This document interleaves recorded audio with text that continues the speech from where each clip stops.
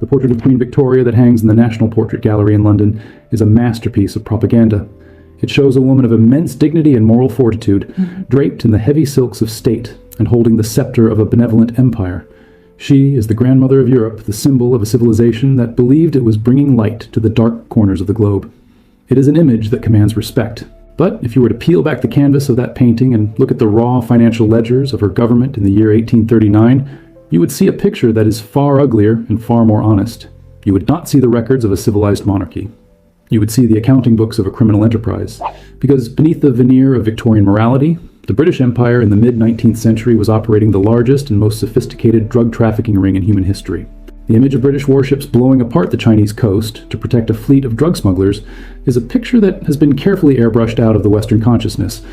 You will not find it in the school curriculums of Eton or Oxford, and you certainly will not find it in the nostalgic dramas about the royal family. It is an inconvenient memory.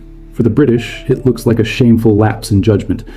For the Chinese, it looks like the violent rape of a civilization. But for the men who sat in the boardrooms of the East India Company, the decision to turn the empire into a cartel was not a matter of malice, it was a matter of survival. The machinery of the British Empire ran on money, and by the 1830s, the engine was running on empty. To understand the moral collapse of the British state, you have to understand the terrifying economics of tea. By the 19th century, the British public had developed an addiction that was almost pathological. Tea was not just a drink, it was the fuel of the Industrial Revolution. It was the only thing that made the 14-hour shifts in the dark, satanic mills of Manchester bearable. It was the social glue of the aristocracy. The British government relied on the tax revenue from tea imports to build its battleships and pay its civil servants. But there was a catastrophic flaw in this economic model. The tea plant only grew in China, and the Qing emperor who sat on the dragon throne in Beijing had absolutely no interest in the products of the British Isles. He did not want their wool because his people wore silk. He did not want their mechanical clocks, because his astronomers had mapped the stars centuries before the British had learned to read. The emperor made it clear to the desperate British merchants that he would accept only one form of payment for his precious leaves. He demanded silver. For decades, the British Empire was literally bleeding its wealth into the Orient. Ships laden with millions of ounces of silver bullion sailed from London to Canton and returned with nothing but crates of dried vegetation that would be boiled and consumed.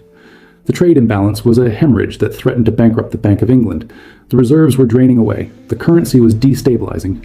The directors of the East India Company looked at their balance sheets and realized that if they did not find a way to get that silver back, the empire would collapse under its own debt.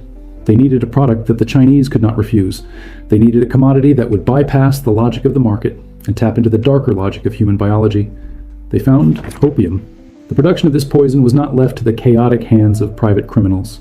It was organized with the cold, bureaucratic efficiency of a government department.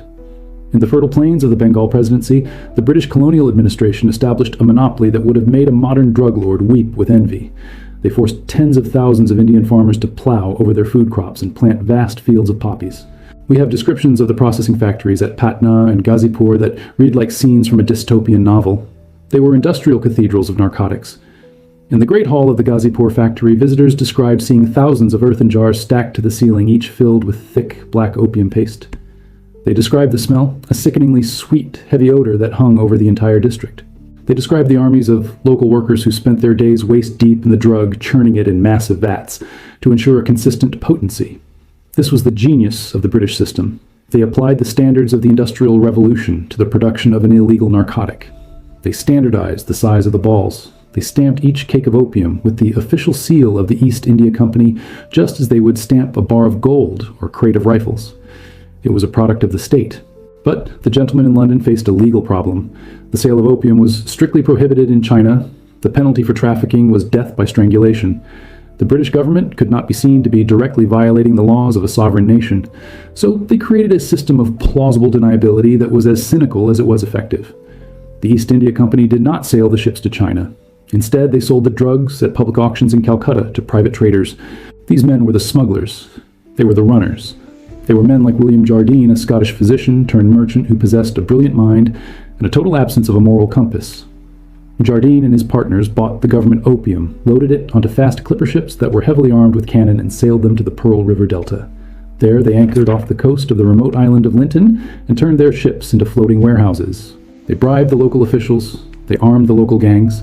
They created a distribution network that moved the poison from the decks of British ships into the veins of the Chinese people. and the silver came flooding back. The plan worked perfectly. The silver that Britain paid for tea was recaptured by the opium smugglers and then deposited back into the British banking system. The trade deficit was fixed. The empire was saved. But the cost was the slow-motion assassination of Chinese society. By 1838, the British were smuggling 40,000 chests of opium a year into China. That is roughly 5 million pounds of pure narcotic paste. The impact was apocalyptic. We have reports from Chinese officials of the time that describe entire villages where the men had ceased to work because they spent their days curled on wooden pallets inhaling the smoke. The army was rotting from the inside because the soldiers were selling their muskets to buy the drug. The bureaucracy was paralyzed because the magistrates were high. The silver that was the lifeblood of the Chinese economy was vanishing, causing inflation and poverty that triggered famines and unrest. The Qing Emperor Daoguang watched as his empire began to crumble, not from an invasion of soldiers, but from an invasion of addiction. He realized that he was facing an existential threat. If the flow of opium was not stopped, China would cease to exist as a functional state. In a moment of desperate resolve, the emperor turned to one of the few men in his court who could not be bought. He appointed Lin Zexu, a scholar and poet from Fujian province, as his imperial commissioner. Lin Zexu is a figure who deserves to be as famous as Nelson or Napoleon. He was known as Blue Sky Lin because his integrity was as clear as the heavens. He was given a sword by the emperor and a mandate to wipe the curse of opium from the face of the Middle Kingdom. Lin Zexu arrived in Canton in March of 1839, and he did not come to negotiate. He came to destroy the cartel. He launched a crackdown that was breathtaking in its speed and severity. He arrested thousands of Chinese dealers and threw them into prisons. He rounded up tens of thousands of addicts and forced them into rehabilitation centers, where they were given a choice: break the habit or die. But Lin knew that arresting the victims was not enough. He had to cut off the head of the snake. He had to go after the British. He issued an ultimatum to the foreign merchants who lived in the wealthy enclave of the 13 factories. He demanded that they hand over every ounce of opium in their possession and sign a bond promising never to smuggle the drug again. When the British merchants tried to stall him, Lin Zexu showed them the terrified face of a sovereign power that had been pushed too far. He deployed troops to surround the foreign quarter. He built barricades across the streets. He cut off the food and water supplies. He ordered his men to beat drums and gongs all night long, denying the merchants sleep. He turned their luxurious trading post into a prison. Trapped inside, the British Superintendent of Trade, Captain Charles Elliot, realized he had lost. Fearing for the lives of his countrymen, Elliot ordered the merchants to surrender their stock. He promised them that the British government, the Queen herself, would reimburse them for their losses. It was a moment of triumph for Lin Zexu. He seized over 20,000 chests of British opium.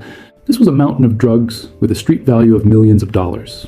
It was enough poison to keep the entire population of China intoxicated for months. Lin did not sell it. He did not repurpose it. He ordered 3 massive trenches to be dug on the beach at Human. He had the opium balls crushed and thrown into the trenches. Then he mixed in lime and salt and water. The chemical reaction caused the mixture to boil and sizzle, turning the precious narcotic into a useless, toxic sludge. Then, at low tide, he opened the sluice gates and washed the poison into the sea. It took 23 days to destroy it all. While the workers stirred the boiling pits, Lin Zexu sat in his tent and composed a letter to Queen Victoria. It is a document that serves as the moral tombstone of the 19th century. He wrote to her not as a barbarian to a civilized monarch, but as a man of conscience to a woman he hoped shared his values. He asked her a question that still echoes through history. He wrote, "I am told that in your own country, opium smoking is strictly forbidden. Under these circumstances, how can you bear to let it be rolled out to poison other lands?" He appealed to her humanity. He assumed that she simply did not know what her subjects were doing in her name. He assumed that if the Queen of England knew the truth, she would stop it. But the letter was never answered. We do not know if Queen Victoria ever saw it. It likely gathered dust in a pigeonhole in the Foreign Office. But even if she had read it, it is unlikely that it would have changed the course of history. Because in London, the destruction of the opium was not seen as a righteous act of law enforcement. It was seen as an intolerable theft of British property. When the news reached the City of London, the drug dealers did not hide in shame. They went on the offensive. William Jardine, the arch-smuggler, traveled to London and began a lobbying campaign that would make modern corporate lobbyists look like amateurs. He met with the Foreign Secretary, Lord Palmerston. He unfolded his maps of the Chinese coast. He pointed to the deep water harbors and the defenseless cities. He argued that the Chinese had insulted the British flag. He argued that the destruction of the opium was a violation of the sacred principles of free trade. He told the government that the Chinese military was weak, that they were armed with bows and arrows and antiquated matchlocks. He promised that a small fleet of modern warships could bring the Celestial Empire to its knees in a matter of weeks. The British government was broke. They needed the tea tax. They needed the silver. And now they had a bill for $20 million from their own merchants for the destroyed drugs. They had to make a choice. They could accept the loss and respect China's laws, or they could go to war to force the Chinese to pay for the poison they had destroyed. They chose war. The fleet that sailed from India to China in the summer of 1840 was more than just a military expedition. It was the physical manifestation of the Industrial Revolution, weaponized for the purpose of organized crime. At the head of the armada was a ship called the Nemesis. It was a terrifying glimpse of the future. The Nemesis was the first ocean-going iron warship in history. It was powered by steam engines that allowed it to sail against the wind and up the shallow rivers where the great wooden ships of the line could not go. To the Chinese defenders who watched it approach the coast, it must have looked like a monster from a nightmare. Their own navy consisted of wooden junks powered by sail and oar armed with cannons that had not changed significantly since the Ming Dynasty. The collision between these two forces was not a battle. It was an execution. The British strategy was simple and ruthless. They did not attempt to conquer the vast interior of China. They simply strangled it. They sailed up the coast, bombarding the forts and occupying the key ports. They seized the tax barges that carried the grain tribute to Beijing, threatening the capital with starvation. The Chinese generals were brave men who had spent their lives studying the art of war, but they were fighting an enemy they could not comprehend. Their cannonballs bounced harmlessly off the iron hull of the Nemesis. Their wooden fleets were set ablaze by Congreve rockets that screamed through the sky like dragons. We have accounts from British officers who watched the slaughter with a mixture of awe and pity. They described Chinese soldiers standing their ground amidst a hail of grape shot, firing their matchlocks until they were cut down where they stood. It was a clash between the medieval world and the modern world had no mercy. As the British forces moved north, leaving a trail of burning cities and shattered bodies, the emperor in Beijing was paralyzed by shock. He could not understand how a handful of barbarians from a small island on the other side of the world could dismantle the defenses of the Middle Kingdom with such ease, but the British were not interested in the emperor's confusion. They were interested in his submission. By the summer of 1842, the British fleet had sailed up the Yangtze River and trained their guns on the ancient city of Nanjing. They threatened to burn the city to the ground if the emperor did not surrender. Faced with the annihilation of his people, the emperor capitulated. On August 29, 1842, the Chinese officials boarded the British flagship, the HMS Cornwallis. There, under the shadow of the British guns, they signed the Treaty of Nanking. The Treaty of Nanking is known in China as the first of the unequal treaties. It is a document of profound humiliation. The terms were dictated by the victors, and they were designed to strip China of its economic sovereignty. The British demanded that China pay an indemnity of 21 million silver dollars. 6 million of those dollars were specifically earmarked to pay for the opium that Lin Zexu had destroyed. It is a detail that still defies belief. The British government forced the Chinese government to pay for the drugs that had been smuggled into their country against their laws. It was a gangster's protection racket, writ large on the stage of international diplomacy. But the money was only part of the price. The treaty forced China to open 5 treaty ports, where British merchants could live and trade without being subject to Chinese laws. And most fatefully, it forced the emperor to cede a rocky island off the southern coast to the British crown in perpetuity. That island was Hong Kong. The British Foreign Secretary Lord Palmerston was initially furious about Hong Kong. He called it a barren rock with nary a house upon it. He had wanted a major productive territory, not a desolate island of fishermen and pirates. But the drug smugglers knew better. They knew that Hong Kong was the prize. It was the perfect safe haven. Under the protection of the Union Jack, the opium traders could build their warehouses and dock their ships without fear of the Chinese police. Hong Kong became the operational headquarters of the cartel. It was the logistical hub from which the poison flowed into the continent. In the years following the treaty, the opium trade did not just resume, it exploded. The British administration in India ramped up production to meet the demand of a broken China. By the 1880s, the British were selling over 6,000 tons of opium to China every year. The revenue from this trade became the financial backbone of the British Raj in India. It paid for the railways. It paid for the civil service. It paid for the navy that patrolled the world's oceans. The Pax Britannica, the great era of British peace and prosperity, was underwritten by the addiction of millions of Chinese peasants. The psychological impact on China was even more devastating than the economic cost. The Opium War shattered the Chinese worldview. For thousands of years, they had viewed themselves as the center of the world, the apex of civilization. Now they had been brought low by a nation of drug pushers. This trauma birthed what is known today as the Century of Humiliation. It was a period of internal chaos, civil war, and foreign domination that would last until the mid-20th century. It is the scar that defines modern China. When the leaders of the Chinese Communist Party today speak of national rejuvenation or warn against foreign interference, they are not speaking in abstract political terms. They are remembering the smoking pits of Human and the burning of the Summer Palace. They are remembering the time when the West came knocking, not with an open hand, but with a closed fist full of poison. But what of the men who orchestrated this crime? What happened to William Jardine, the iron-headed old rat? Did he face justice for the misery he profited from? On the contrary, he returned to London a hero. He was elected to Parliament. His partner James Matheson became a baronet and one of the largest landowners in Britain. The company they founded, Jardine Matheson & Co., did not disappear into the shadows. It evolved. It moved from opium into shipping, into real estate, into finance. It became one of the Hongs, the great trading houses that built modern Hong Kong. If you walk through the financial district of Hong Kong today, you will see the legacy of the drug trade written in the skyline. You will see the Jardine House with its distinctive round windows looking out over the harbor that was once filled with opium clippers. You will see streets named after the smugglers. The glittering prosperity of one of the world's great financial capitals is built on a foundation laid by the Cartel. There's a strange and bitter irony in the legacy of the Opium Wars. The British Empire eventually turned against the trade. By the early 20th century, the moral crusade against opium led by religious groups in England finally gained enough political power to force the government to stop the exports. But they did not stop it because they suddenly found a conscience. They stopped it because it was no longer necessary. The empire had found other ways to make money, but the damage was done. The concrete in the reactor core at Lung Tan sits as a monument to the betrayal of an ally, but the skyline of Hong Kong sits as a monument to the betrayal of a civilization. The Opium War proves that the line between a legitimate government and a criminal enterprise is often just a matter of who has the bigger navy.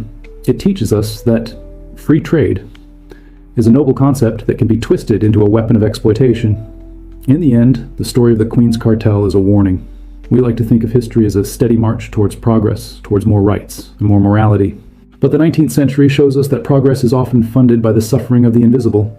Queen Victoria sat on her throne for 63 years, a symbol of virtue and grace, but the jewels in her crown were polished with the silver drained from a dying empire, and the tea in her cup was steeped in the tragedy of a nation brought to its knees. The ghosts of the opium dens have not vanished. They linger in the suspicion that still divides the East from the West. They remind us that sovereignty is not a given right. It is a privilege that can be taken away by anyone with a gunboat and a product to sell.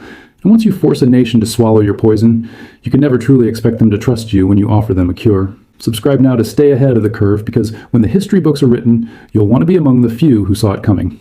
Thanks for watching.